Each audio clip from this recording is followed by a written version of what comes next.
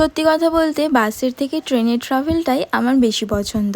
আর আমরা ট্রেনে যেতে যেতে সবাই মিলে কত যে মজা করেছি তোমরা ভিডিওটা দেখলে নিশ্চয়ই বুঝতে পারবে।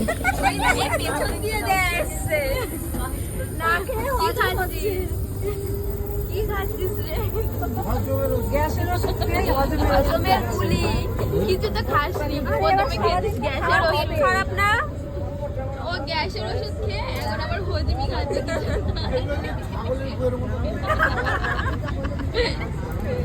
আমরা ওদিকে হাসি ঠাট্টা মজা করছি আর এদিকে আর একজন দেখো ঘুমে ঢুলে পড়ে যাচ্ছে। আসলে অনেক সকালবেলা আমরা সবাই ঘুম থেকে উঠে এসেছি তো। আর ট্রেনে উঠলেই যে কত রকম নিত্য নতুন জিনিসের ফেরি হয় সেগুলো আমার কিন্তু আরও বেশি ভালো লাগে। এই জিনিসটা দেখো বাদাম চিড়ে ছোলা চানাচুর সব কিছু দিয়ে লম্বা একটা স্টিক বানিয়ে বিক্রি হচ্ছিল, দেখে বেশ ভালো লাগলো।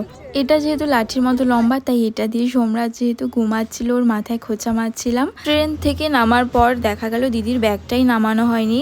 কি হলো তার জন্য দেখতে হবে নেক্সট ভিডিও আসছে খুব তাড়াতাড়ি।